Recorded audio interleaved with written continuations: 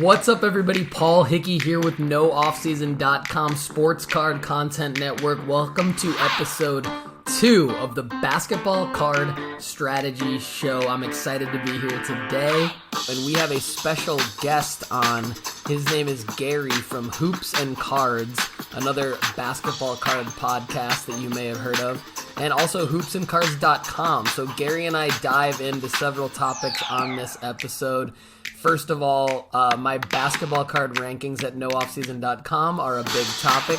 Who Gary likes on the rankings and who he doesn't like on the rankings. He helps me re-rank the rankings, which is kind of fun. And then he challenges me as to why guys like Pascal Siakam, Anthony Simons, Brandon Ingram, and Keldon Johnson are not higher.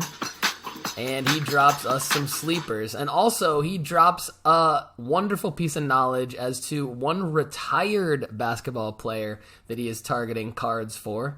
So without further ado, we're going to get into the show. But I also want to let you know that edited into this show is also my appearance on Gary's show, Hoops and Cards. And I talk about who I believe the next Tyrese Maxey and Jordan Poole is, aka you can buy him low now and he will explode within the next year or two for his team. All right, everybody. We have Gary from Hoops and Cards now and hoopsandcards.com, but also Hoops and Cards podcast, everywhere you get your podcasts. And Gary and I hooked up and we have become really good friends as basketball card investors. And it's great to have you on the Basketball Card Strategy Show, Gary. You want to give us a little bit of overview quickly on your background and how you got into basketball card collecting and investing?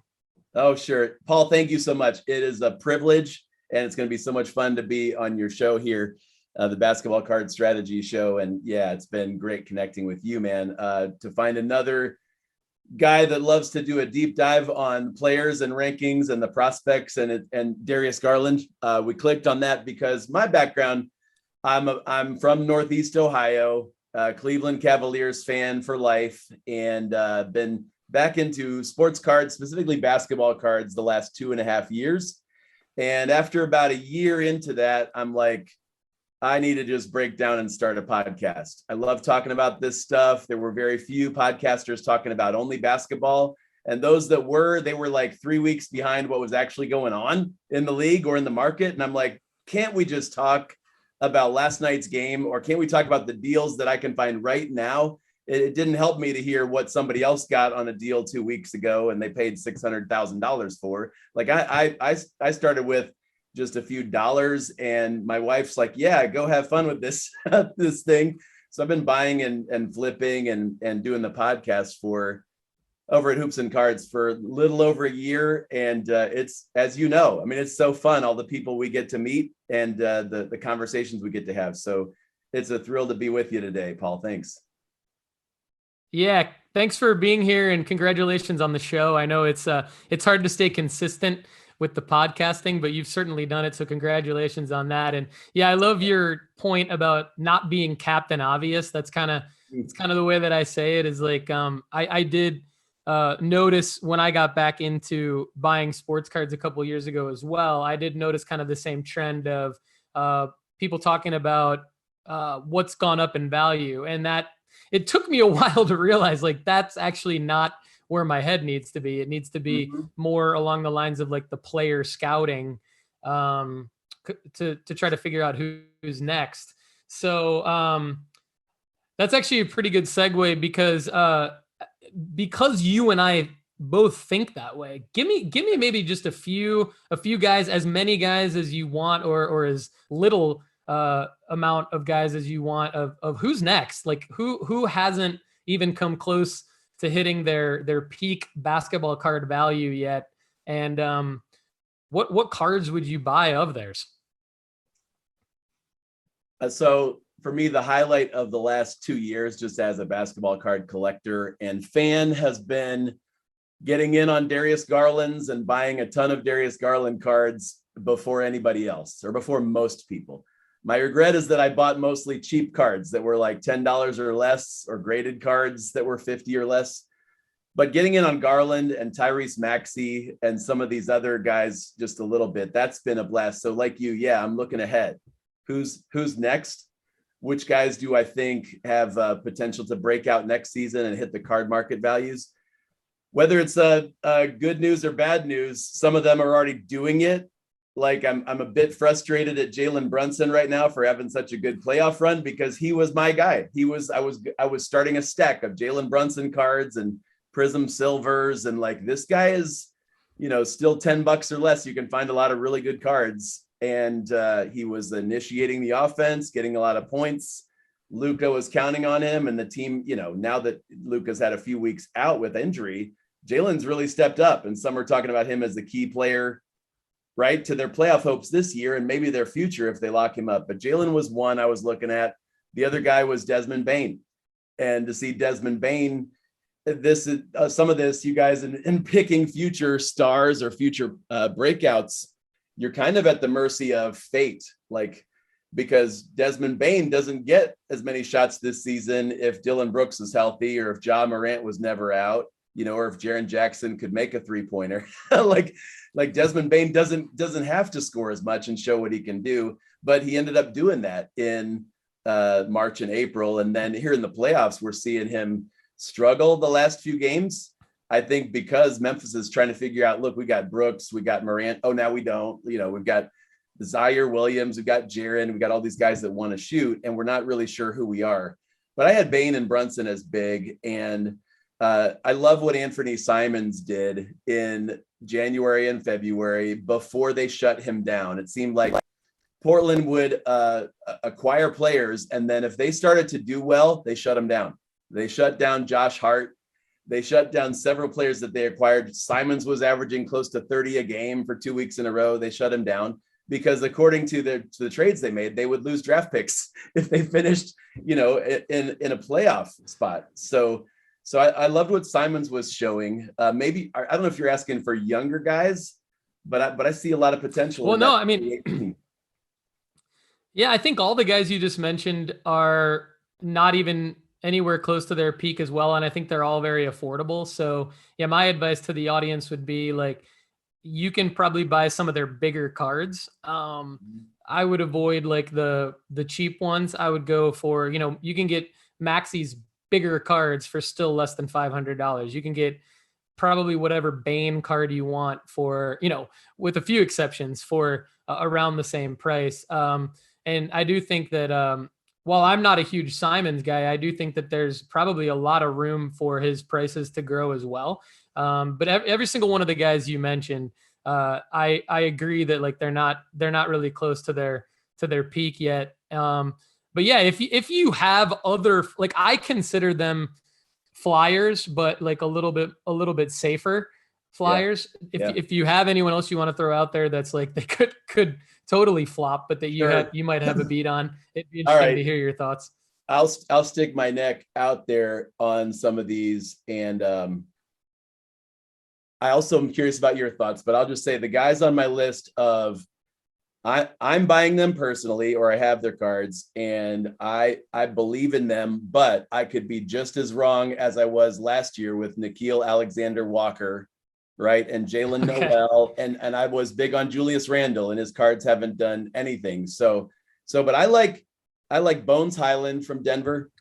I think he flashed a bit what he can do at both ends of the floor. I like Kevin Porter Jr., and that's a little scary for me, knowing KPJ's roller coaster-ish personality. I like Malik Monk. I know whatever happens with the Lakers, they unearthed a guy who can score 20 plus and handle the ball. So I think he has a chance to blossom this year. Jaren Jackson Jr., I'm keeping my eye on and investing in. Patrick Williams, still super young, scorer, had some big games in the playoffs before Chicago got bounced, and he missed most of the season. So those are some of my lesser knowns. I'm curious about Devin Vassell. I like Alperen Şengün because he's so stinking young. I've got a bunch of our listeners at Hoops and Cards are talking about Trey Mann, and I feel like I need to do a deeper dive because I'm sort of allergic to Oklahoma City guys. They have all these Dort and Poku and Theo Maledon, and they might have like one great game and everybody's like, ooh, but it's Oklahoma City, right? They have to play somebody. Yeah. Yeah, there's a lot of hype around like also SGA and Giddy and like, yeah, totally. So I first of all, I love that second list a lot. And the first name you threw out there, funny enough, I was comparing to my guy, and that's Bones Highland. I was comparing Bones Highland to my guy Cam Thomas, who we talked about on your show, Hoops and Cards. And so I think that Bones profiles similar to Cam. I think the only reason why I don't have Bones in my rankings yet at nooffseason.com is because I guess because of Jamal Murray coming back, and maybe Bones doesn't get into the starting lineup. But in terms of like explosive players, I love Bones. I also think the name that's low-hanging fruit, obviously, but I think the name is definitely plays a role in kind of the aura around a guy. He obviously plays with Joker, so that's a plus. The thing is, though, his prices are a bit high. His prices are a bit high. There seems to be they're higher than I would have expected. So I don't know that Bones is a bargain, but I do love him, and I do think if you can get a Bones Highland Contenders rookie ticket auto, right, for a decent price, that's a great buy. So yeah, and he has, I mean, Darius Garland and Tyrese Maxey and Bones Highland have the same hairstyle. So I don't know if there's anything that's to true. like the player looks, but I love watching his game, and he is fast and quick, like you said. That the locals love him. Denver fans rave about him. So I want to switch gears a little bit and ask you about my rankings at nooffseason.com. Now, I actually do this with everybody, every guest I have on, whatever their number one sport is. I kind of ask them to re-rank the guys or the top guys, and also kind of tell me where I might be missing some things, because I do like to refine my rankings based on really more of what the market thinks rather than just what I think, and the other experts that I respect. So I want your opinion on basically, let's start at the top, right? So I'll ask you to kind of re-rank these guys. Giannis is 1, Steph's 2, Booker's 3, and then Ja, Tatum, and Luka in that order. How would you re-rank those 6 guys, my top 6? And am I missing, like, is there someone that, and just, I guess for the record, for the listeners, Anthony Edwards is 7. In case you're wondering. So how would you re-rank those guys? Okay, Paul. So one thing I'm wondering about your list, because I think you could make a case for any of those 6 guys. I'm wondering what's the time frame for grading them as an investment? Like, for example, if you're saying over the next month, right, I like this guy because his team could win the championship. But over the next 5 years, somebody like Luka might look better. That make sense? Great question, Gary. Great question. I'm glad you asked. And I actually need to add this to the website. I need to add this to nooffseason.com. The time frame I look at is a maximum 18-month, but it's typically a 12 to 18-month window on these guys, but no longer than 18 months. So otherwise you'd have very different rankings, I think. But I think we need to look at this as, the market changes all the time. So we need to look at it as a shorter, more flippable window. I say 12 to 18 months. A lot of these guys will move up and down based on maybe even like a 6-month window. All right. So, I mean, if you had asked me to rank all the NBA 2 months ago, I would have had Ja Morant first, because a lot of his cards are affordable. He to me is looking like the next dynamic dunker, highlights guy on a consistent basis. If he's in town, I want to go see his games. If Steph's in town, I've already seen Steph hit 10 threes, like 5. I've seen him do that a lot. He's still he's like more solid, and Giannis is more solid, but we've already seen that show. Whereas with Ja Morant, it's like brand new, big news, front page stuff, and Memphis is on the rise. Like, for all the injuries they've had off and on this year, to be still where they're at, and Are they? Did they tie it, or are they down 3-1 now? They're down, aren't they? They're down 3-1, unfortunately, as Oh, of this recording.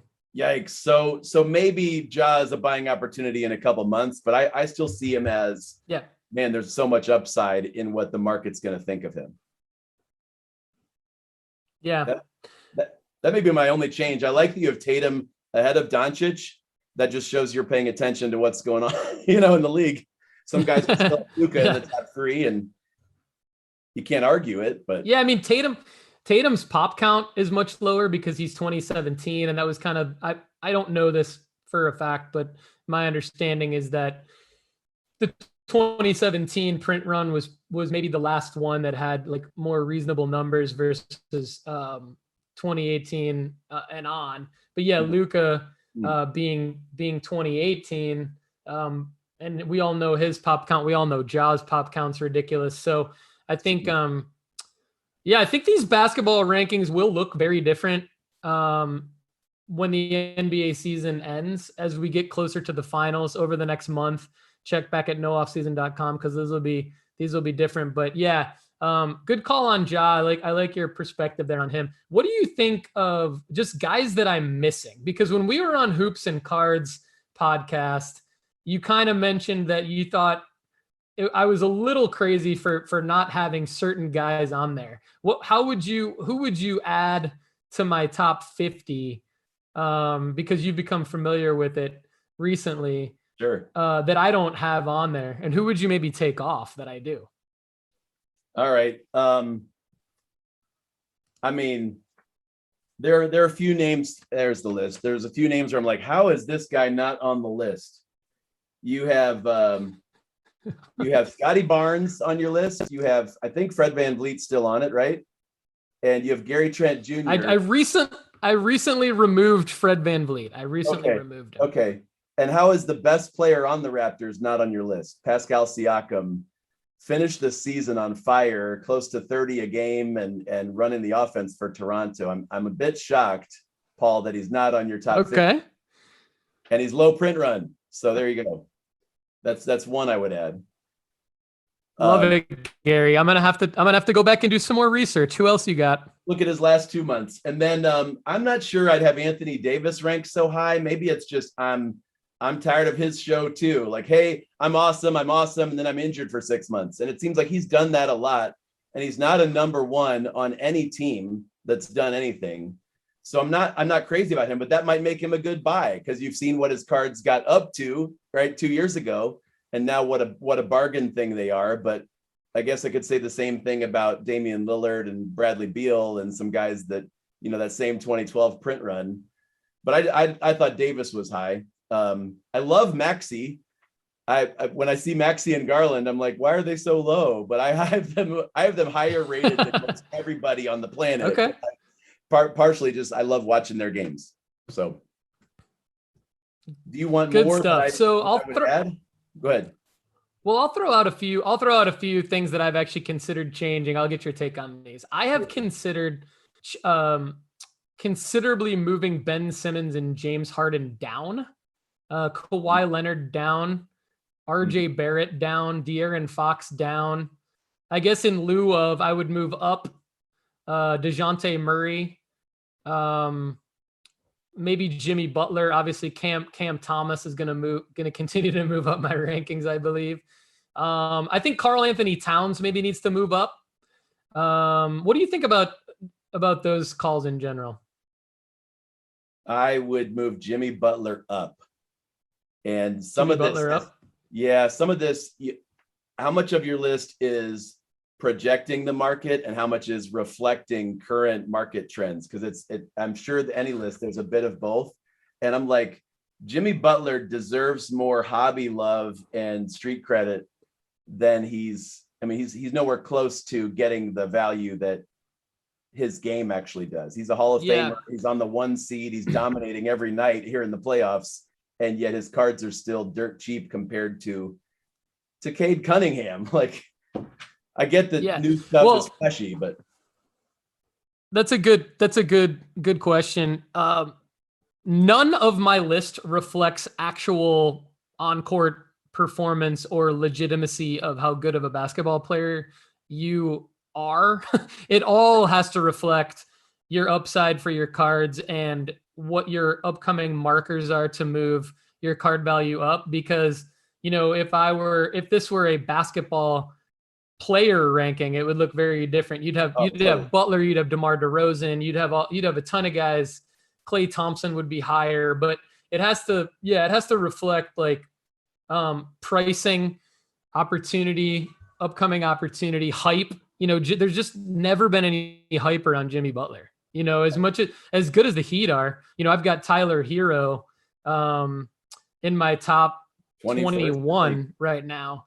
Yep. And Jimmy Butler's 44th, and it's strictly because there's zero hype around Jimmy Butler, and Tyler Hero happens to be more relevant to the people buying sports cards right now. That's not to say there's not opportunity, obviously, with the Jimmy Butler play. That's why he's on the list. But the other thing that the rankings reflect that I want to clarify that I'm glad you asked about is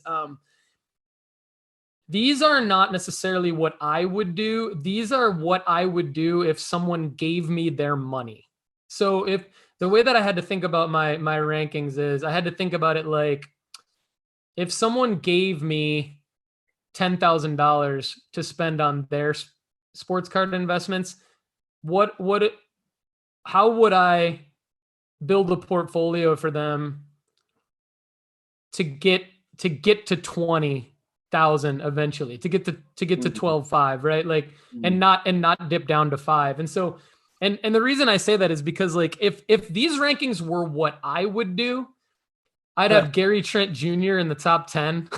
I'd have Anthony Edwards would be probably my number one player. Cam Thomas would probably be in the top 5. But then I realized like when you have a website and people are going to hopefully pay you for your advice, you can't really have those rankings, because what you're doing is you're saying, go spend X amount of money on these guys. Those are risks I'm willing to take, but those aren't necessarily risks I'm willing to take with somebody else's money. I just value other people's money probably more than I value my own, is another way of saying that. So, hey, Gary, before we wrap up with you, and thanks so much for your time today, I wanted to ask you kind of one last question that's been on my mind recently is like, are there any retired players, basketball cards that you feel like might be worth a look? I know we saw about a year and a half ago, we saw like everybody buying all of the retired players, grading them at PSA and flipping them. And it was kind of at the height of what you could sell them for. And so that's cooled off quite a bit. But are there any retired players that, for whatever reason, you feel are good potential sports card investments, basketball card investments? Yeah. Dwyane Wade is the first name that comes to mind, because he's going into the Hall of Fame, and lots of the current players modeled their game after him. Tyrese Maxey even said this week he grew up like imitating Dwyane Wade, and you can see it in his game and the 3-level scoring. So Dwyane Wade is the first that comes to mind. Also, because he's a part of that 2003 class with LeBron rookies. So Wade rookies are all the same options and a lot cheaper. The other guy is Dirk Nowitzki, for a lot of the same reasons. You've got Hall of Fame, you've got international superstar, you've got guys being projected as the next Dirk Nowitzki. Well, what about the actual Dirk Nowitzki that you're still going to see around NBA circles for a long time? So I like those two guys a lot. I think Shaq presents a huge value to people, especially being the personality on TNT, that a lot of us are going to continue watching for the next 20 or 30 years. I think he's undervalued, if that's possible, because I remember times when he wasn't. Yeah. So those guys, and of course I love Michael Jordan cards, and Scottie Pippen. But I'm curious who you would say too, retired players. Well, man, I think you just threw out some great names. My guy is Earvin Magic Johnson. I don't know that I've talked to you about this, but I have talked on this show and on the Sports Card Strategy show about it. Magic is Michigan State, near and dear to my heart. Yep. Exactly. Michigan State, yet again. I'm emotionally tied to Magic, but also just from a trying to be objective point of view. He's made some amazing, his story's amazing, and it's being told right now on HBO with Winning Time, which is becoming my all-time favorite show. And then They Call Me Magic, 4-part docuseries on Apple TV. So they're not gonna do what The Last Dance did to Jordan cards, but they are going to be something that I think over the summer, into the fall, maybe more and more people will watch these and become familiar with the Lakers dynasty and with Magic. So I think Magic is my number one guy. And I think there are a lot of, he signed a lot of cards that were ripped out of packs that were PSA DNA certified or Beckett witnessed, and they're pretty inexpensive. And so my play right now with Magic cards is to, and I think this holds true for anybody, whether it's Dr. J, whether it's Larry Bird, whether it's, Dominique Wilkins, Charles Barkley, whoever. I even think Isaiah Thomas, you could do stuff like this with. I think you can go get like 1986 Fleer Isaiah Thomas PSA DNA certified, for example. If it doesn't have a card grade, it's going to go for a lot less than if it does have a card grade. And chances are it's in an older PSA blue slab.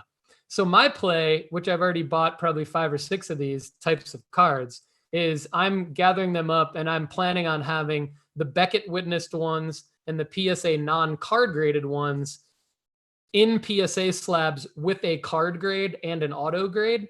And I think that should increase the value just by having, even if it's like a PSA 5 or a PSA 6 from like a 1986 Fleer, just having a card grade in a newer PSA slab, I think should at least over time improve the value of that card. So I think all those players, but also Magic far and away. Other guys like Bird, I just don't love Bird, but I think Bird would be number 2. I think Kareem is a guy that you could throw into that discussion as well. Just because of this show Winning Time on HBO. I don't know if you've seen it, but I think that it could do some things for some card value. Nice. All right. Well, one more question. Any WNBA thoughts? You just had a WNBA podcast. What were the top takeaways from that one? Yeah, man, we did. I loved it. I learned a ton. I was not, tuned into WNBA card values, or I didn't even know the season was starting this week. But Anne Marie from Women on Tops, that episode was gold because I was impressed by some of the GOAT's greatest players ever are very low pop counts, and some of them very hard to find, and even card brands like Rittenhouse that I hadn't heard of until this week. So I'm ashamed to say it, but I just didn't know, that some of these like a Sports Illustrated for Kids card could be the first rookie of, Lisa Leslie.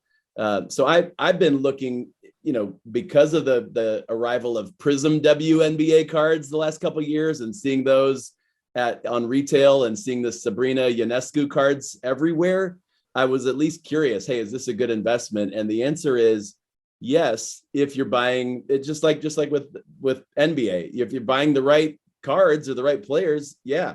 And one of the attractive things is that there's such low print runs and grade runs on those. So yeah, very cool. Yep. I had a take on Becky Hammond. She was in the Sports Card Investment Report, and the reason why she was in it is because I thought she was going to become the next Spurs head coach at some point, and she still may. You never know. But I bought a couple of her Silver Stars autos from 2020 Prism in a Silver Stars uniform. She's obviously retired by then, but $25 each, I think. And my thought was, okay, this could go to 75 or 100 when she becomes the first ever female NBA head coach, full-time head coach. And it still may happen, but since she's now the head coach of the Las Vegas Aces, I don't see it happening. And so I removed her from the report just because I don't think that there's the marker for her card value to necessarily go up. But Dawn Staley potentially could be. So I got my eye on some Dawn Staley stuff. Nice. And some of the other retired players, I worked with Swin Cash and Ruth Riley. So it would be interesting. They both have careers in basketball right now. And I think it's tougher for me to make WNBA plays, but I am interested in the WNBA. So that's probably an area where I maybe need to do a little bit more research and yeah. Can I add that this year's release of WNBA Prism has a lot of nice and affordable autograph cards, like of GOATs, like Lisa Leslie, Brianna Stewart. I think Becky Hammond is in there. Like there's Sue Bird. There's a lot of good names. Diana Taurasi, I think, is in that set. Either way, like this podcast episode helped me learn so much about about WNBA and some investing opportunities. So maybe there'll be a Sue Bird, Diana Taurasi, and either Swin Cash or Lauren Jackson triple logo woman auto someday. You never know. They do have the woman logos, the WNBA logos on some cards that are nice. So love it. Hey, Gary, thanks so much, man. You're doing a great job at Hoops and Cards. Appreciate you being on the Basketball Card Strategy Show, part of the NoOffSeason.com Sports Card Content Network. And we definitely want to have you back. Whenever you want to come back, we'll have you on the show, man. Thanks again. Thank you, Paul. Appreciate everything you guys do as well. Thank you. All right. So, Gary, thanks for being on the show, my man. And now let's transition over to my appearance on your show. Everybody stay tuned for this amazing hour that Gary and I had together on Hoops and Cards, his podcast, but we're airing it also right here on the Basketball Card Strategy Show. Here it is. All right, everybody. Today is an exciting episode to talk about basketball strategy, projections, who might be the next player to just come out of nowhere and surprise us. I'm thrilled to welcome Paul from NoOffSeason.com. Paul, dude, thanks for joining us on Hoops and Cards. Gary, it's great to be here, my man. Thanks for having me. I'm excited. Yeah. I love your site. Maybe you could tell us just briefly about NoOffSeason.com, and you totally go deep dive into basketball card rankings and all that. Just love it. Thanks so much. Yeah, I love basketball. NBA is been probably my favorite league since I was a little kid. And I used to work in the NBA. I used to work in the WNBA and in media relations and public relations. So I'm big into basketball, big into basketball cards. Basketball cards are probably, what I collected most as a kid and what I'm most comfortable investing in right now. But at NoOffSeason.com, the premise is that we cover all sports cards. We try to do a good job getting into the niche of all different sports. We do not only basketball, baseball, football, but also F1, soccer. We've even tried to get in a little bit to UFC and WWE cards. So I think there's just a lot of opportunity with sports card investing right now. And I think if you're, as much as I love basketball cards, I think if you're too one-track minded, you can miss opportunities. So at NoOffSeason.com, we rank all of the different sports cards against each other. And I think that might be one of our unique value propositions, is that I don't know many other sites out there that say we're going to rank, the top 130 athletes to invest in against each other across all sports. And then when you drill down deeper, of course, into our sports card investment report and the premium version, you get all the content around which cards to buy and what plays to make. So you get a lot more detailed analysis there. Nice. Well, and one of the reasons I reached out to you, Paul, I was kind of stalking your webpage a little bit and looking at the rankings, looking at the breakdowns. And there are a lot of good resources out there in the hobby and platforms that cover a variety of sports like you guys do. What I appreciated as an NBA guy was, what you're talking about. Like you mentioned your background in the NBA, and when I looked at your rankings, I'm just going to get right to it, man. It was your top list of basketball players, top 50 or whatever. And when I saw Darius Garland in the top 10, and I clicked to, you can click on each player in the rankings and go to like a deeper dive, even in the free version or the not premium version. I saw some things where I'm like, hey, this guy has been in on Garland for a while. And I found just an instant friend around our Darius Garland take. But seriously, love that you do get deeper into and rank and compare. So yeah, I one of the reasons I'm having you as a part of Hoops and Cards today is so our listeners could look at NoOffSeason.com as a resource. I want to hit right now, get to some of your rankings, if that's all right with you.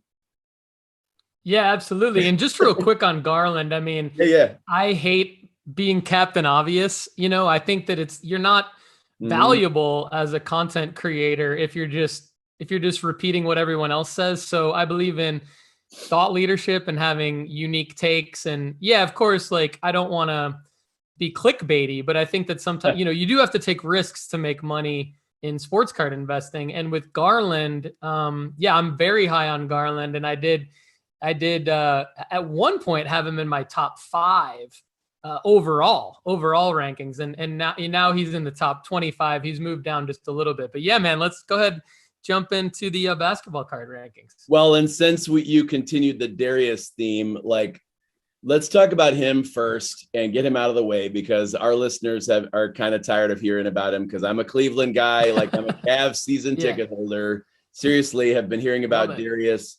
And I didn't start jumping in on him until I heard other guys in the league. It's been a little over a year ago when other guys like your website mentioned Steph Curry. There were 5 or 6 other NBA greats or NBA commentators that were talking about this kid and saying how impressive he was. Like, it's one thing for us as fans to watch a game and see a guy. It's another thing for the peers and guys like Damian Lillard and Steph Curry and, Chris Paul to talk about how great Darius Garland is. I'm like, okay, Right. I'm curious, like what you said, I'm going to quote you, the next Steph Curry. Yeah. And that is a ballsy, and at the same time, I would not be surprised.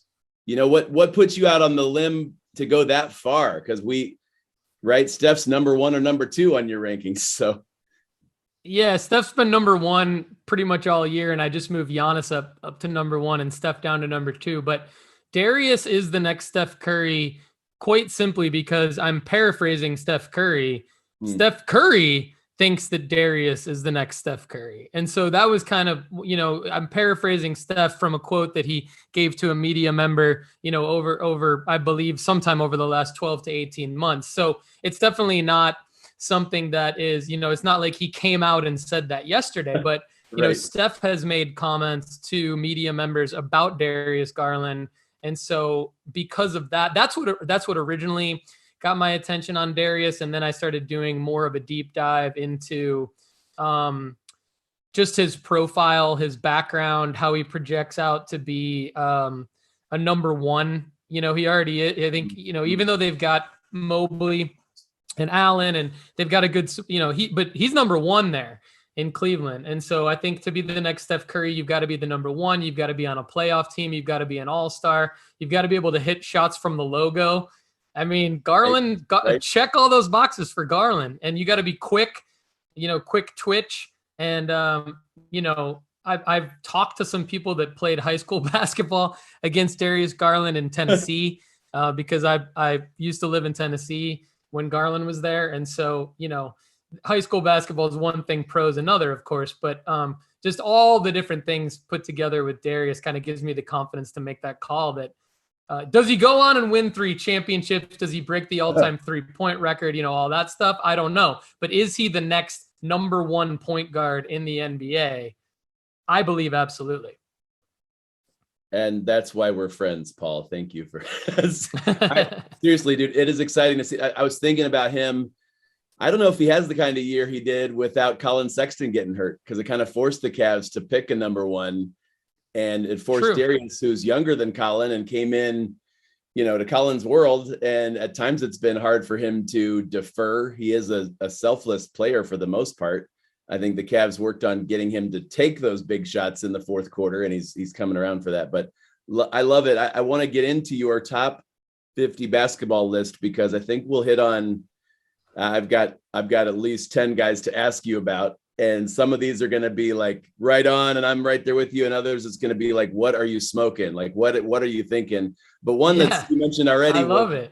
Giannis moved to number 1. Tell us about Giannis, and how do you see him as an investment moving forward? Because it does seem like he's already super expensive. He's super expensive, but he's not as expensive as some other guys. And that could be like his market size. It could be that he's not a guard. I don't know. But Giannis to me is the complete package. He's only 26. He's already won an NBA championship. He's already won 2 MVP awards. I think the X factor to me with Giannis is his work ethic and his likability. I think that we haven't really seen his personality totally yet as somebody who could be kind of the face of the league. His work ethic, his injury, his hyperextended knee, I think in the playoffs last year against Atlanta, I think we all thought his leg's done. Like, I think we all looked at that injury and thought, holy crap, this guy could be out for 2 years or, a year. Right. And there goes his chances of the NBA title. And then all of a sudden you started immediately hearing these reports about his work ethic and his conditioning. And I think you have to, when you put thousands of dollars into sports cards, you have to know that there's a good chance that the guy's not going to get injured, a career-ending injury, or miss any significant period of time. And you have to know that he's going to be competing for championships. And so with Giannis being 26, being able to come back from injury like that, being in good condition all the time, the work ethic, and competing for championships, like, he's already broken through the argument of, oh, well, he's in a small market team, blah, blah, blah. He's already won a championship. He's already won 2 MVPs. It doesn't matter. So I don't think there's anywhere to go but up from here with Giannis. And you can get, he is expensive, but if you look at his Prism rookie autos, or even like some of his older, like his Crusade rookie autos and things like that, in PSA 10, his Prism rookie autos are, under $7,500. His Crusade rookie auto under $2,000 in Gem Mint. There's a lot of Giannis autographs that I don't know if that's a good or bad thing. I think I do have a couple concerns with Giannis. There's concerns with every player, right? Yeah. I do have a couple concerns with Giannis. One is that he has signed a lot of cards. He's signed a lot of cards that go into packs. He's signed a lot of cards that have been ripped out of packs, that have been Beckett witnessed and things like that. So there's no shortage of Giannis autos, but I do think that there's a lot of plays to be made with him, and I think his card value will continue to rise. And would you see him as kind of the next face of the league, like you said, in line ahead of Tatum, Luka? I think there's a lot of people that would agree that he is the next face of the league. I think that, like, we're maybe waiting for obviously LeBron and Steph to, they have to retire before it can truly become Giannis's league. But I do believe that Giannis seems to be the type of personality and have the maturity level to know that when it is his time to be the face of the league, that he is going to grab that in an appropriate way. And I think that he's going to do it in a more wholesome, very, very marketable way. Like, I think of little things and people might think this is dumb, but, like, my son is 12 and he thinks it's cool that Giannis eats Oreo cookies, and he thinks it's cool that Giannis talks about Oreo cookies in his post-game press conferences. And, that's a little bit different than some of the guys we saw in the past, but I think that counts for something. With, sports cards, totally. You got the younger generation as well. So. Yeah. I love that he talks about, just tells jokes. He talks about Chick-fil-A, like he's hilarious. And you're right, seeing more of his personality come out. So I'm going to jump around your list. I had them written in order, but like following on topic, you just described one of the things likable about Giannis as an investment. He's hardworking, works through or isn't super injury prone, right? Durable, all that stuff. I want to jump down your list. There's a lot of guys that I expected to be on there, and there's a guy where I didn't know where I'd find him, but at number 34 last I checked, was a guy who I'm not sure about Zion's work ethic. I'm not sure about Zion's injury proneness, and I have no dollars in Zion Williamson right now. And at the same time, when I think about high upside for the future, he's still on the radar. Zion has to be on everyone's list. And I understand that there's a lot of concerns about Zion, and there's a lot of like memes and jokes, and he's, unfortunately this past year he's become more of a laughing stock. And there's this narrative of like, is he the next Greg Oden? And I just don't believe that. I think that it's impossible for Zion to not be on your radar in terms of a sports card investment, just simply because when your card value goes down by 50 to 75%, I think it's foolish of sports card investors to not at least look at that and say, okay, this guy, he did average close to 30 points a game when he was playing. And it's an injury. Like the reality is it's an injury. Players come back from injuries all the time. It's taken longer than we all thought. But at the end of the day, there's one thing that needs to happen for his card value to go up, and that's for him to come back from an injury. And so I think that especially this offseason, we're in the offseason right now for Zion, and the Pelicans looked really good without him. So now all of a sudden you're like, okay, even if he stays in New Orleans, he's on a pretty darn good Pelicans team, and you insert Zion into that team, and now all of a sudden I think you've got a Western Conference Finals contender, NBA Finals potential team. So I think people would be silly to not at least look at Zion and go, okay, what can I afford? How can I add Zion to my portfolio as a flyer pick for 2022? And I'm not saying to overpay, obviously. Right. But I think that, his value is lower than it's ever been, and people need to take a look at that. It's a great buying opportunity right now, or even later in the season. Well, all right. So there were a couple other guys that when I looked at your list, I was like, yeah, this guy knows what he's talking about. And one of those was you had Tyrese Maxey, I think top 20, which is a no-brainer. And you had Desmond Bane, number 36. And in a couple minutes, we're going to kind of segue and talk about, who are the guys lower on the list or not on the list that might be next year will make a huge jump in the hobby. But for me, if I had made that kind of list 6 weeks ago, Desmond Bane would have been on it. Jalen Brunson would have been on it. And yet here they are in the playoffs, just showing up. I'd love to see or hear what you think of. I mean, there's a couple playoff pops that you mentioned. Deandre Hunter, I think, is number 42. Jose Alvarado has been a lot of fun to watch. What maybe start with Bane if you could, and say, what about some of these young up and comers on your list? Yeah. To your point, I want to talk about Bane, and then I also want to talk about the next Maxey and the next Bane. But yeah, Bane was a guy that, he got on my radar back in September, October when, Grayson Allen, all of a sudden was in Milwaukee, and everyone started talking about Bane starting in Memphis. I think sports card investors need to read the local media articles to get tipped off on guys like Desmond Bane. That's where I get a lot of my information is from beat writers. The beat writers in Memphis were talking about Desmond Bane entering the starting lineup. And then you're like, okay, profile, first round pick, late first round pick, older because he played college ball, can shoot. So sports card investors love that. Shooters, scorers. Mm-hmm. And if he's going to be in the starting lineup in Memphis, and his rookie autos at the time, well under $50, well under $75, back in October, November of 2021, when the NBA season started, that's kind of when Desmond Bane got on my radar. Now, of course, where card values spike the most is in the playoffs, and that's what we're talking right now. So it's great to see if people did hold Desmond Bane this long, it's really paying off. I do have a concern with Desmond Bane, though, and that is that he's never truly going to be the number one guy on a team. Mm-hmm. And so I do think that there's a flippable window for Desmond Bane that we're actually approaching the end of right now.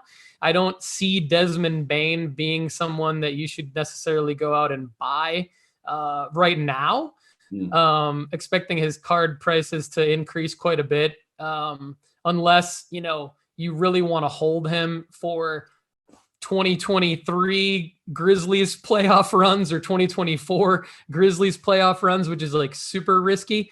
I think Desmond Bane is a flippable guy that people should be probably looking to sell right now. Yep. Not that Yep. he's not a great player. I just don't know that his card value is going to continue to rise like it did, throughout the course of this season. And he had a pop in February and March where he was averaging more than 20 points a game. But a lot of those games, there was no Dylan Brooks, no Ja Morant, right? Jaren Jackson is throwing up air balls for half the season. So they needed somebody that could make threes. But yeah, I hear you with Bane. Another young guy you have on your list at 24 is Kuminga.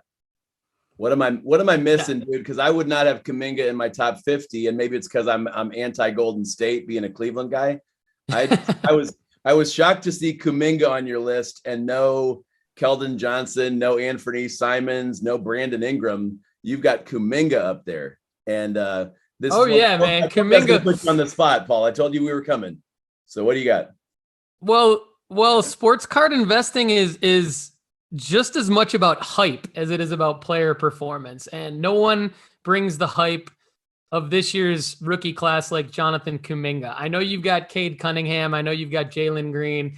And I've got those guys rated ahead of Kuminga. But Kuminga for sure is a top 25 basketball card investment, if not higher, very, very soon. The only reason he's not higher, Gary, is because his card prices are ridiculously high. With the rookie cards just coming out, like his Contenders auto having just come out a few months ago, and Prism's not even out yet. So you're going to see a continuous spike of Jonathan Kuminga prices in newer releases as they come out, which means that there will be a better buying opportunity for Kuminga's Contenders rookie autos and the earlier releases of his Golden State Warrior rookie autos that have come out earlier in the year. So, I mean, he's only 19, I believe.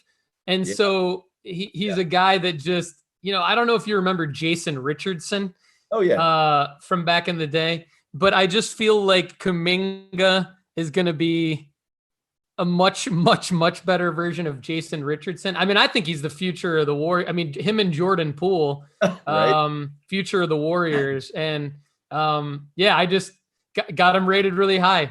People like him. Sports card investors are spending money on him, and I don't see that slowing down. Wow. I'll be fascinated to see how Golden State sorts through all of these scorers. You got Steph, Clay, Andrew Wiggins, Jordan Poole, Draymond Green, and now Kuminga.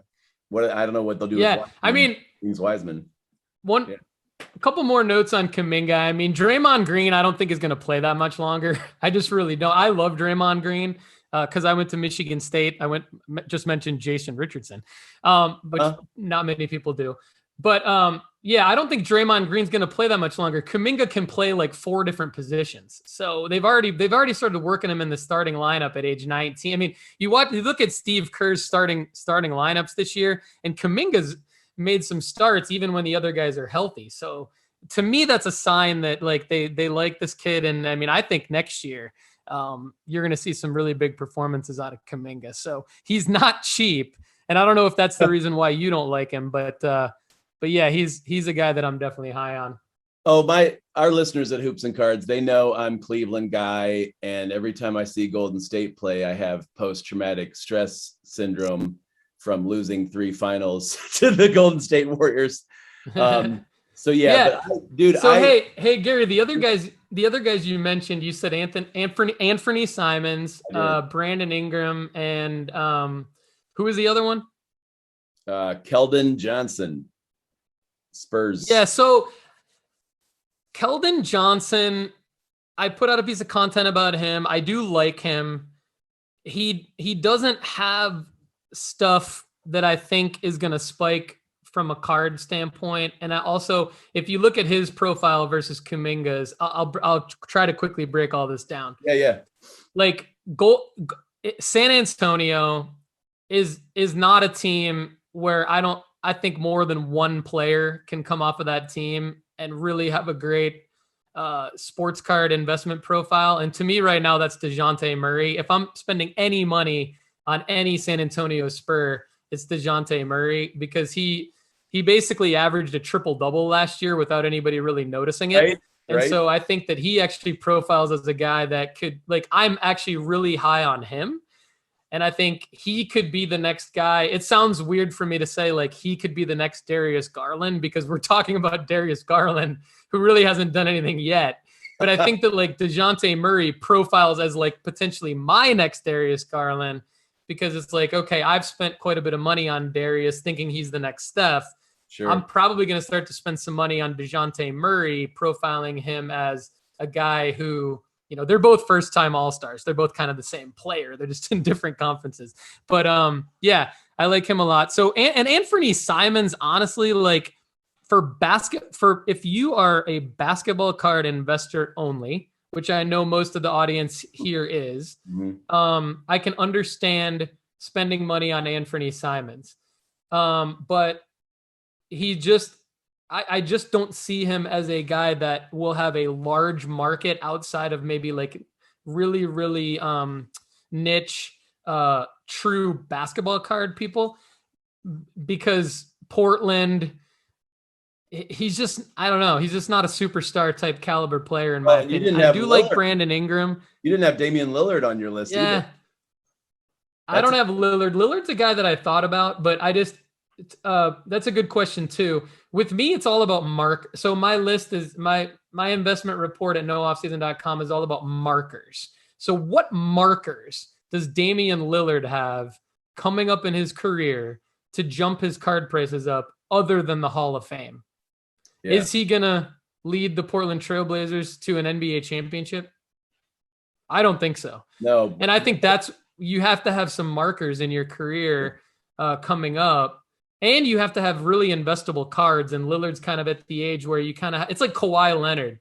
You do your research on Kawhi Leonard, you know, he's been around for so long. As much as I like him as a player, these older guys, even though they might have lower pop counts and things like that, like will future generations of sports card investors want to buy their cards? I don't think they look as good. I don't think Panini had the designs down yet. I think there's a lot of the stuff's a little bit awkward. So anyway, I'm rambling now, but that's my take on the guys. Fine. You're fine. And I think the other thing, Paul, is that so many of these guys, you're looking at their legacy. Will people in the future want to buy their cards, right? And I almost said something a second ago about the unforeseen, like if in 6 months Lillard forces a trade, and I was actually going to say the Clippers. Lillard forces himself, forces a trade to the Clippers, and all of a sudden you've got Lillard and Kawhi and Paul George trying to do what, I'm not thinking super teams work. My point is there's the unforeseen trades and things. Okay. So I want to get to your next. That's a good point. Yeah. I want to get to your next Maxey first and say, I love Jaren Jackson Jr. You're a Michigan State guy. I keep waiting for that guy to bust out like he did pre-injury and average 20 plus. What is keeping your belief in JJJ? Because he's young. He's young, yeah. Yeah, he's really young still. He's got the skill. Everyone's always talked about his skill set as being like the unicorn type skill set, and with his height and his athleticism. What's really keeping my belief in him also is that, he's that number 2 with Ja right now. He was injured, he missed a lot of his second season. Yeah. And then of course there was the season with the bubble. So he just really hasn't played a lot of basketball in the NBA yet. Right. So I think the unfortunate thing / buying opportunity with JJJ is that the unfortunate thing for his cards is that all the hype has wore off. Like there is zero hype left for him from where it was in his rookie season, his rookie cards in 2018. But that also presents an opportunity now because they're like dirt cheap, and you can get. I like guys, where you can go get like a Nike swoosh patch auto of. On card auto from like Flawless or Immaculate, and it's like it's not cheap, but it's like not that much money compared to what they normally are. And so if that's kind of the level of where you're taking a huge risk with a guy like Jaren Jackson if you were to buy a card like that. But he is a guy that is going to be a very, very good NBA player for a long time. And I believe he'll make all-star teams. And if he does win games and potentially win like Western Conference championships and NBA championships, which is not easy to do, then that Nike swoosh patch on card auto is gonna go crazy. Definitely 5x. Yeah. I mean, one of the things I love about Jaren, you talked about guys' personalities. He's a lot of fun.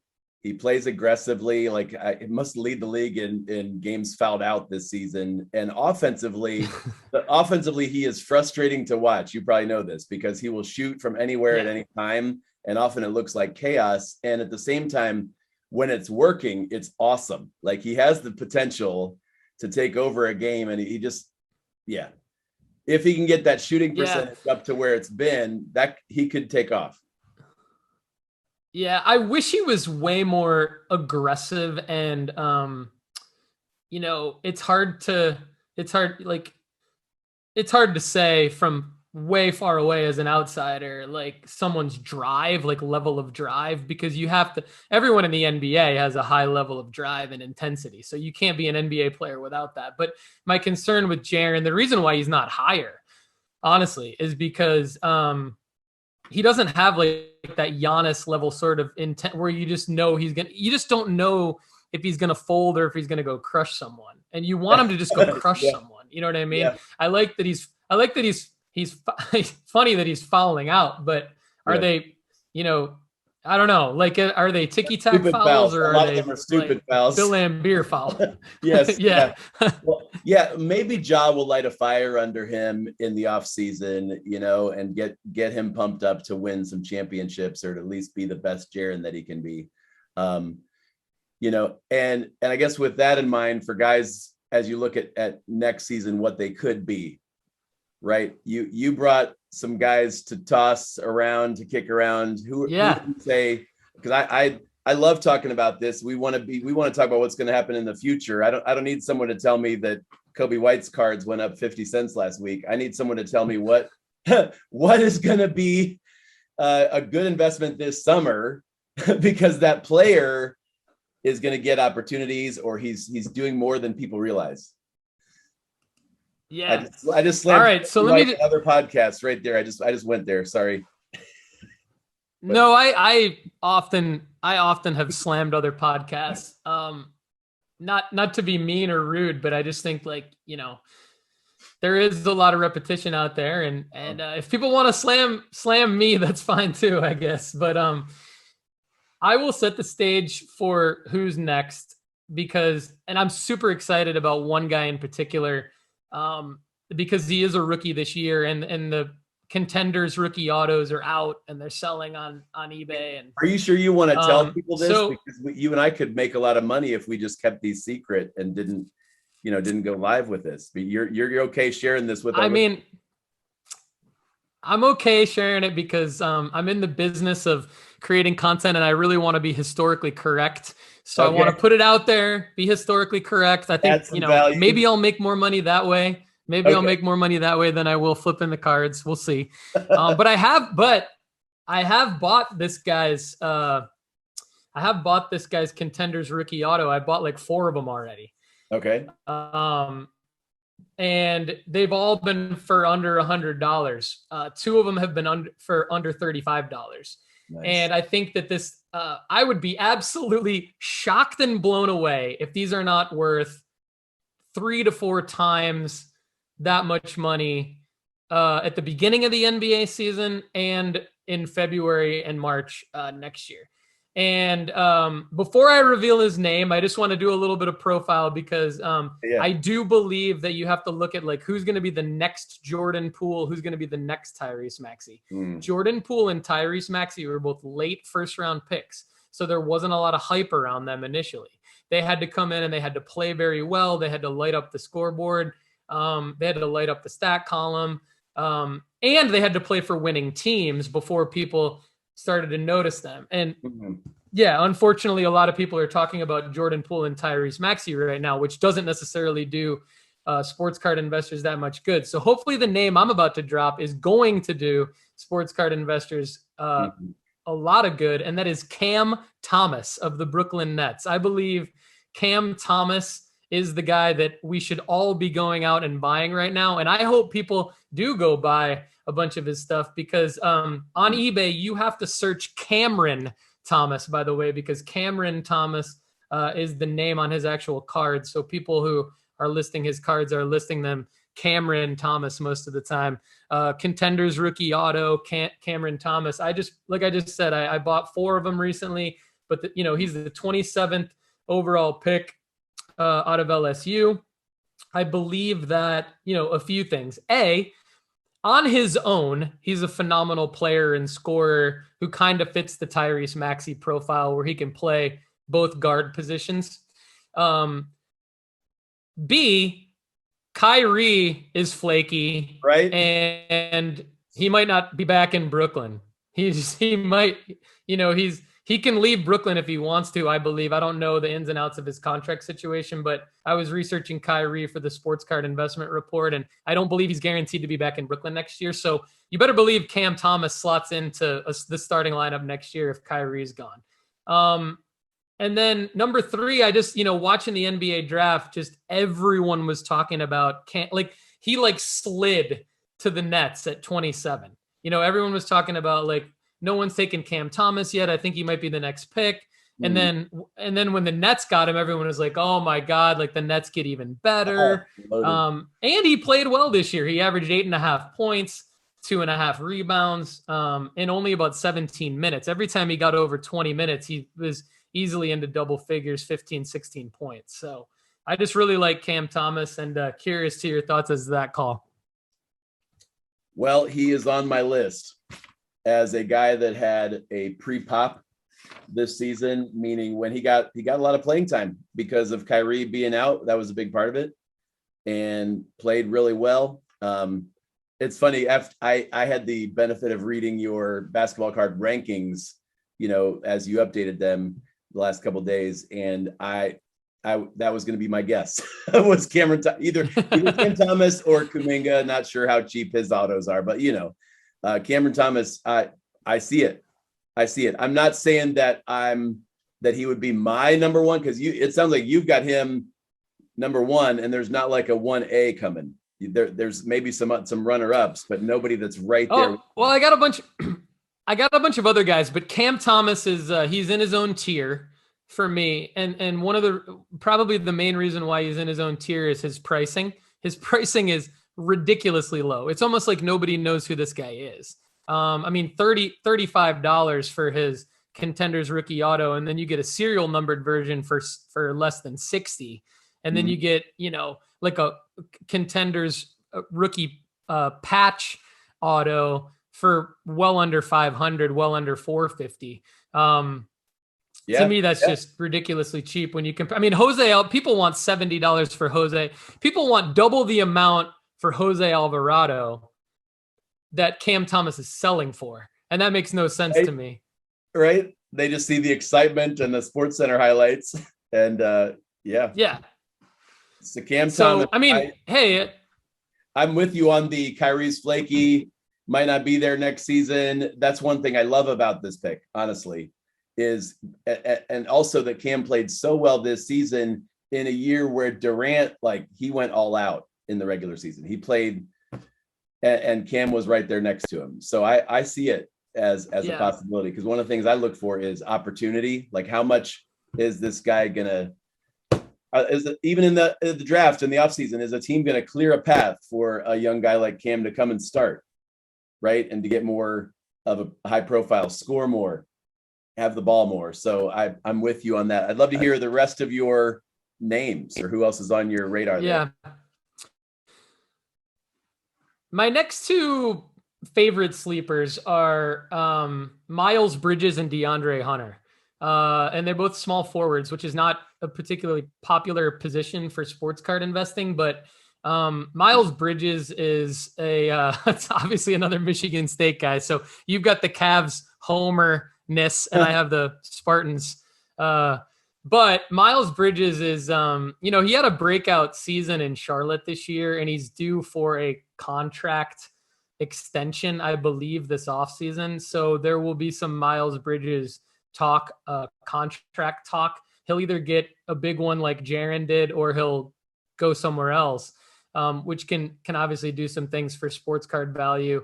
But he's just an amazing player overall. I mean, he's an electric dunker. He's an amazing athlete. He's I think he's a lock for 25 points a game next year. I think he's a lock for 9-10 rebounds and 5 to 7 assists. He's just zero hype around Miles Bridges.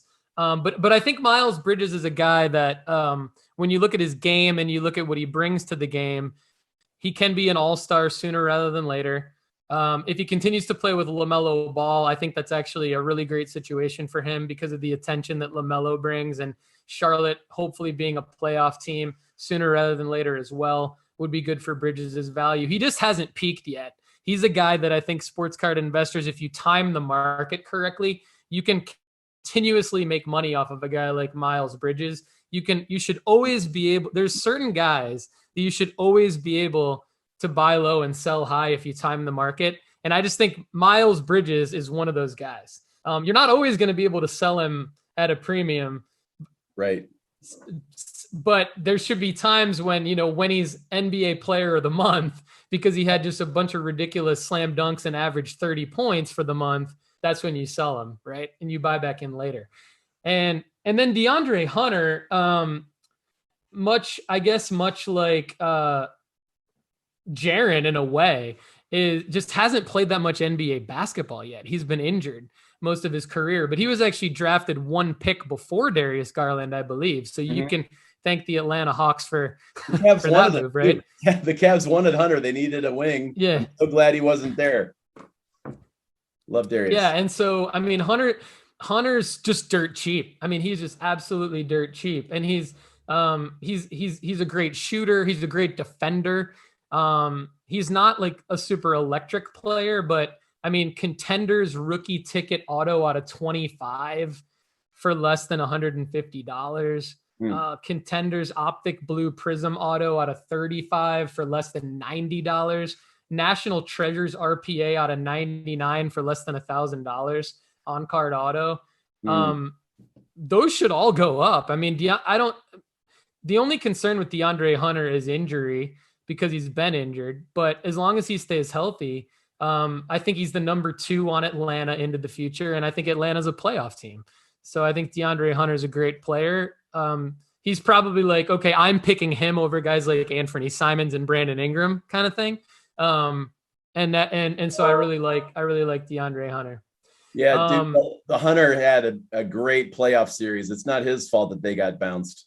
He averaged like 21 and a half a game. And I think the Hawks also played their hand and showed what they see him in the future as. Like you said, the number 2, just Trae Young wasn't hitting. And that was a quick exit for the Hawks. So it sounds like do you have any other guys like lower down the scale that you would be like almost in the Cam Thomas class, that rookie? Yeah. Okay. Some guys that I don't have in my rankings yet, Malachi Flynn and Emmanuel Quickly. Malachi Flynn is Fred VanVleet's backup. And I think you have to look at, again, you have to take chances as a sports card investor. And I think this comes from me also playing fantasy sports. I've played fantasy sports since like 2003. And so if you want to win at fantasy sports, you got to go get the guys dirt cheap who's next. And Malachi Flynn is a backup point guard on a playoff team and another former late first round pick. Should be able to get Contenders rookie autos for probably less than $15. I don't have that data in front of me, so I could be wrong on that, but just Prism, I know Prism rookie autos you can get for less than $15. And then Emmanuel Quickly, I just think, he's either going to become the starting point guard for the Knicks, which would be a big role for him, or he's going to get traded, which is always good for sports card prices when somebody gets traded because it opens them up to a new market. those are my super sleepers. I wasn't familiar with Jose Alvarado until the playoff series, so I have to admit that he is on my flyer list just because now he's on everyone's radar. I don't know that now would be the best time to buy him. I would wait until probably August, probably August or December, because December seems to be a really good time to buy basketball cards. And then Gary, I do have a few other, like I do have 6 other names, right? Yeah. And so I can just throw the names out there and see. It'd be interesting to see what you think of these guys, right? And they're in 2 different categories. So I think Jamal Murray and Lonzo Ball are in the coming back from injury category. Mm-hmm. Jamal Murray and Lonzo Ball, I think are guys that basketball card investors should look at this entire offseason and maybe try to find like a rookie auto that's in your price range. And those should go up. Like, I think they guaranteed should go up. And then the other group of names, I guess, could move in the offseason. Mm-hmm. But you've got Jalen Brunson, Donovan Mitchell, and Zach LaVine. And then Kyrie. We already mentioned Kyrie. But those 4 names are pretty big names for basketball card investors. And I don't Brunson's actually very affordable. His Contenders rookie ticket autos are very affordable. Serial numbered variations under $200. Just the regular base for under $80 actually. And so, but if you're into like, is someone going to move, and that's a play you like to make, is someone going to move teams? I think looking at those 4 guys is interesting as well. Yeah, there's a long list to your Lonzo and Jamal Murray. There's a long list of guys coming back from injury that I'm like, Kawhi Leonard, Damian Lillard. There's so many big names. Michael Porter Jr. What's that guy going to do? We mentioned Zion earlier. There's a ton of investing opportunity in guys returning. I love what Jamal Murray did in the playoffs a couple of years ago, and he can just take off. The other guys you mentioned, I think it's crazy how undervalued Donovan Mitchell still is, just overall in the hobby. Mm-hmm. But some of that's, I think, maybe Utah bias, and people don't get to see him play as much, and then they get an early exit.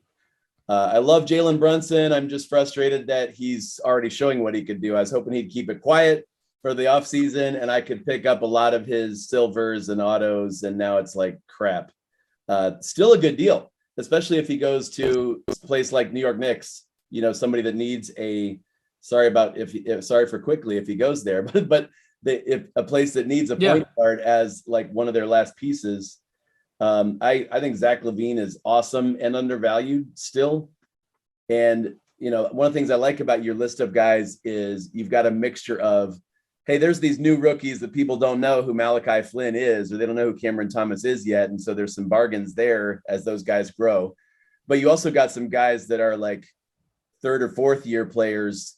In fact, there's a lot in Miles Bridges' class that are going to take the next step, or they're just emerging as players. Jaren Jackson Jr., Jalen Brunson, Anthony Simons, Wendell Carter Jr., Mikal Bridges. That class is just stock loaded. Everybody knows it for Luka and Trey, but there's like 20 or 30 other great young guys, Gary Trent Jr. to go after in that 2018 class. So like most of my list is, hey, don't forget. I'm glad you mentioned Gary Trent Jr. because I'm glad. Sorry to cut. Tell me. I'm glad you mentioned Gary Trent Jr. because I've been really high on him for a while. You probably saw him on my list. Just dirt cheap, and I like his game, and not a lot of hobby love yet, but the Raptors make a run, and if they do, he's going to be a part of it. And you should see him as a pretty solid buy low. I think I think I'll just make a quick point. Gary Trent Jr. is actually a good segue into this point, because I think with guys like Bridges and Garland, the frustrating thing about investing in them is they don't have as many investable cards as other players because they're upper deck exclusive autos. So it is frustrating trying to find Miles Bridges and Darius Garland cards that I actually want to buy. And Gary Trent Jr., kind of falls into that category. Not that he's Upper Deck exclusive because he does have Panini autos, but because he was a second round pick, he doesn't have that many cards. So some guys just don't have as many cards from a few years back, and it can be frustrating because when you do find their cards, they're not in as good a condition because someone pulls a second round pick out of a box and they're not necessarily sleeving them or whatever. And it was a few years back, right? Like 2018. So now you've got, it's just harder to find I'd love to find like a Gary Trent Jr., Noir auto, on-card auto, PSA 10 or something. But it's just going to be hard to find those cards. And I guess that could be like people listening could be like, well, that's good because then there's maybe it's good. But for Garland and Bridges, not necessarily because, Upper Deck exclusive autos, they signed a lot of them. So there's a lot of them out there. Yeah.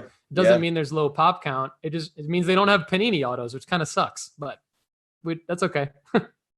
I can't believe I didn't mention Shea Gilgeous-Alexander. That's another dude from that class. Dude. Well, okay. I have two random questions for you, and then we can wrap this up because we've got more to do today. But dude, what if the next Tyrese Maxey is Tyrese Maxey? Meaning he's taken a jump this year, but he's always been deferring to, for a while, it was the other shooters around him when they had Seth Curry and, other guys that they could have score. And now it's James Harden. But when he's had the ball in his hands, we're seeing 38 points, 35 points. I'm not saying he can average this, but we're seeing big playoff games from this kid. What if he takes another leap and makes the All-Star team next year? Are we, because some of the questions there's absolutely no reason. Yeah. Right. There's absolutely no reason why Tyrese Maxey should not do that. I actually definitely see Tyrese Maxey doing that. I see him making the All-Star team. I see him being, he's scary good. I don't think many players have had the trajectory that Tyrese Maxey's had, where he starts in the playoffs as a rookie, or maybe he didn't start, but he got minutes. He got minutes towards the end of his rookie season as a starter, and then he played a big role in the playoffs as a rookie, and then started his entire second season and is lighting it up in the playoffs. And that's another ballsy call, but that's future NBA Finals MVP trajectory, basically, is what that is. Yes. Yeah. Yeah. So I agree. I think Tyrese Maxey I guess I'll clarify my Jordan Poole and Tyrese Maxey. They should continue to. I'm high on them.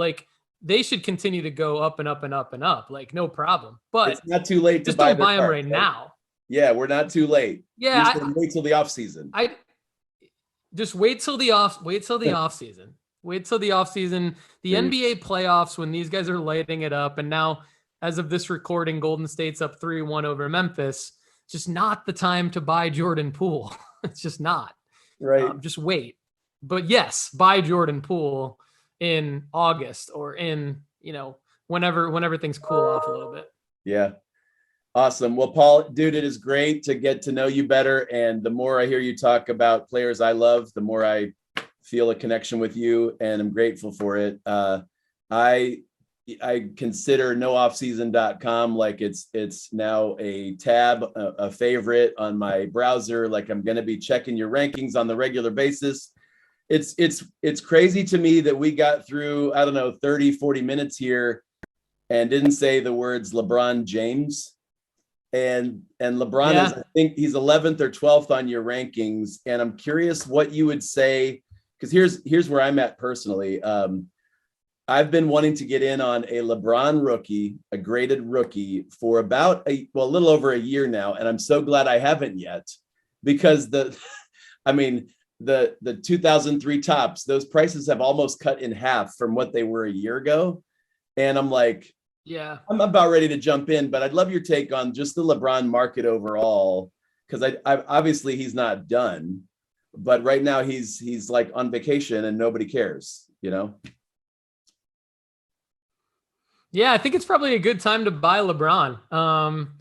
I think, I don't know if we're at the floor yet, but I think like you don't need to be at the floor for it to be a good time to buy someone, and no one ever really knows exactly what the market's going to do anyway. So my thoughts on the LeBron market would be to try to go after a Fleer, a Topps, or a Bowman rookie, if you can. I would avoid the upper deck rookies just because there are so many upper deck rookies.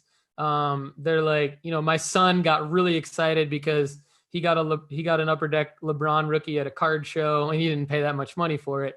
But he's thinking he got like a $500 card, and of course it's like $5. So you can get tricked with some LeBron rookies. Obviously, I think people listening to this show probably know that, but I do think it's a good time to buy LeBron, and I do think he has markers coming up. Whether or not it's another NBA championship, I don't know. I don't think we can count on that, but I do think we will see him move teams, which will move his market. His prices will go up. I do think he'll play with Bronny, which I think everyone, a lot of people probably agree with me that when Bronny will probably get drafted because of LeBron, and he probably will go to a team that LeBron wants to go to. And then it'll probably be worked out behind the scenes with our guy Adam Silver, maybe. Right. I don't know. But the three of them will figure out where's Bronny and LeBron going to go. And then that'll be another. And then, of course, retirement and Hall of Fame. So there's a lot of I think buying a LeBron, either Fleer, Topps, or Bowman rookie card. Obviously, if you can afford a PSA 10, I think that'd be amazing. And then there's the Bazooka. Like there's some other rare ones like the Bazooka. Like, I mean, those aren't bad either. Like I think you just want to make sure it's rare or a lower-ish pop count than your upper deck and that sort of thing.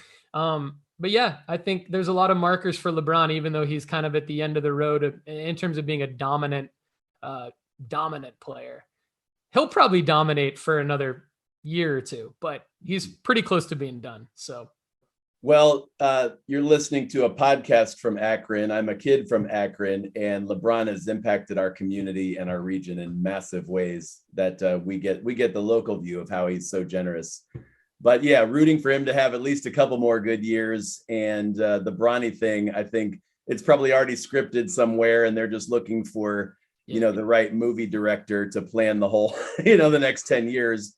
I probably should follow whoever Bronny's following on Twitter just to see where he's going, where he wants to go. Dad, can we go back to South Beach? Can we go to Miami? But dude, Paul, thank you so much. Can you tell our listeners here at Hoops and Cards how to reach you and the world of nooffseason.com, these rankings that are so helpful because you do a deeper explanation of them. So love your site, man. Thanks, Gary. Yeah, I'd love to plug it. So everybody, if you've loved or hated what I've said on the show, I would love it if you check out nooffseason.com. You can save 20% on the premium product by using the promo code NOOFFSEASON, all lowercase. But also I do a weekly sports card strategy podcast. Everywhere you get your podcast, it's called Sports Card Strategy. Mm-hmm. And then there's the basketball card strategy show as well that I put out with the same feed. So if you want to check out nooffseason.com or sportscardstrategy.com, get all the information on the podcast there. That'd be great. I'd really appreciate it. Well, and from Sports Card Strategy, you can get to those YouTube videos, right? Those were the ones I mentioned. I love those. I love your YouTube videos, and the one especially that I saw about you got to pick one. Luka, Giannis, Trey, Steph, Ja. That debate. You got to pick one, and what's their investment future. I love those things. So Sports Card Strategy, you guys give him a listen, a follow.